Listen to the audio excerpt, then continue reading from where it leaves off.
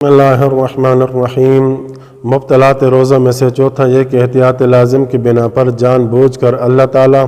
پیغمبر اکرم صلی اللہ علیہ وآلہ وسلم پر اور ائمہ اطہار علیہم الصلاۃ والسلام پر جھوٹ بولنا۔ سوال یہ ہے کہ کیا جان بوجھ کر خداوند متعال، پیغمبر اکرم اور ائمہ ہدیٰ علیہم الصلاۃ والسلام کی طرف جھوٹی بات کی نسبت دینے سے روزہ باطل ہو جاتا ہے؟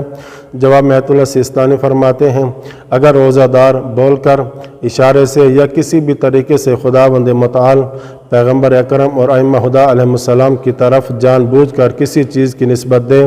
جو کہ جھوٹ ہو، تو اگرچہ فوراً کہہ دے کہ میں نے جھوٹ بولا ہے یا توبہ کر لے، تب بھی احتیاط واجب کی بنا پر اس کا روزہ باطل ہے۔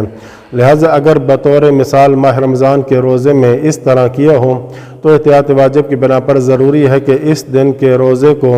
قربت مطلقہ کے ارادے سے مکمل کرے اور بعد میں اس کی قضا بھی بجا لائے۔ احتیاط مستحب کی بنا پر حضرت زہرا سلام اللہ علیہا اور بقیہ تمام انبیاء علیہم السلام اور ان کے جانشینوں پر جھوٹ باندھنے کا بھی یہی حکم ہے۔ البتہ اس بات کی طرف توجہ ضروری ہے کہ خداوند متعال، پیغمبر اکرم صلی اللہ علیہ وآلہ وسلم، ائمہ ہدیٰ علیہم السلام اور حضرت زہرا سلام اللہ علیہا پر جھوٹ بولنا گناہ کبیرہ ہے۔ دوسرا سوال یہ ہے، اگر خطیب روزے کی حالت میں کوئی ایسی روایت بیان کرے جس کے معتبر ہونے پر دلیل نہ ہو اور نہ ہی وہ اس کے سچ یا جھوٹ ہونے کا علم رکھتا ہو، تو کیا اس روایت کو نقل کرنے سے روزہ باطل ہو جاتا ہے؟ جواب میں آیت اللہ سیستانی فرماتے ہیں، اگر وہ اسے نقل کی صورت میں بیان کرے اور اس کو براہ راست پیغمبر اکرم اور ائمہ ہدیٰ علیہم السلام سے نسبت نہ دے تو اس کا روزہ درست ہے، ورنہ احتیاط واجب کی بنا پر اس کا روزہ اس معنی میں جو کہ پچھلے سوال میں ذکر ہو چکا ہے باطل ہے، یعنی اس روزے کو بھی احتیاط واجب کی بنا پر مکمل کرے اور بعد میں اس کی قضا بھی بجا لائے گا۔ تیسرا سوال یہ ہے کہ اگر کوئی شخص اس اعتقاد سے کوئی آیت یا روایت اللہ تعالیٰ، پیغمبر اکرم یا ائمہ معصومین علیہم السلام کی طرف منسوب کرے کہ یہ واقعاً انہی کا قول ہے اور بعد میں اس کا جھوٹ ہونا معلوم ہو جائے تو اس کے روزے کا حکم کیا ہے؟ جواب میں فرماتے ہیں اس کا روزہ باطل نہیں ہوگا۔ چوتھا سوال یہ ہے کہ اگر کسی بات کے بارے میں اعتقاد رکھتے ہوئے کہ یہ جھوٹ ہے، اسے خداوند متعال یا پیغمبر اکرم یا ائمہ ہدیٰ علیہم السلام کی طرف منسوب کرے اور بعد میں معلوم ہو جائے کہ یہ بات سچ تھی تو اس کے روزے کا حکم کیا ہے؟ جواب میں آیت اللہ سیستانی فرماتے ہیں، اگر وہ جانتا تھا کہ یہ کام روزے کو باطل کر دیتا ہے تو احتیاط واجب کی بنا پر ضروری ہے کہ روزے کو مکمل کرے اور اس کی قضا بھی بجا لائے۔ پانچواں سوال یہ ہے کہ اگر روزہ دار سے کوئی سوال کرے کہ اللہ تعالیٰ،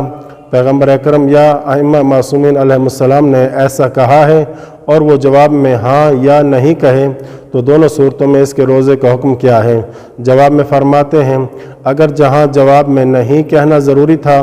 جان بوجھ کر جی ہاں کہے، یا جہاں جی ہاں کہنا ضروری تھا جان بوجھ کر نہیں کہہ دے تو احتیاط واجب کی بنا پر اس کا روزہ باطل ہو جائے گا۔ چھٹا سوال یہ ہے کہ اگر کوئی شخص روزے سے پہلے خداوند متعال یا پیغمبر اکرم یا ائمہ اطہار علیہم السلام سے منسوب کرے کوئی درست یا جھوٹی بات نقل کرے اور بعد ازاں روزے کی حالت میں عدول کر لے تو حکم کیا ہے؟ جواب میں فرماتے ہیں، اگر خداوند متعال یا پیغمبر اکرم اور ائمہ ہدیٰ علیہم السلام کے قول میں سے درست بات نقل کرے اور بعد میں اس وقت وہ جب روزے سے ہو کہے کہ میں نے جھوٹ کہا تھا، یا روزہ رکھنے سے پہلے ان سے کوئی جھوٹی بات منسوب کرے اور اس وقت جب وہ روزے سے ہو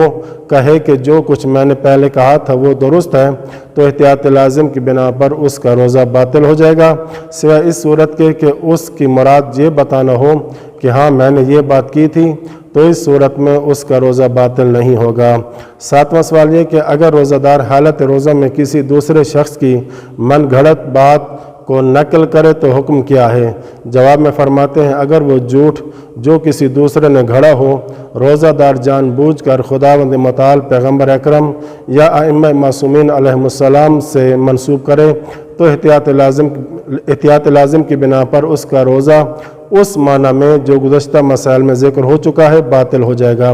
لیکن اگر وہ صرف اس جھوٹے شخص کا قول نقل کرے تو کوئی اشکال نہیں ہے۔ وصلی اللہ علی محمد و اہل بیتہ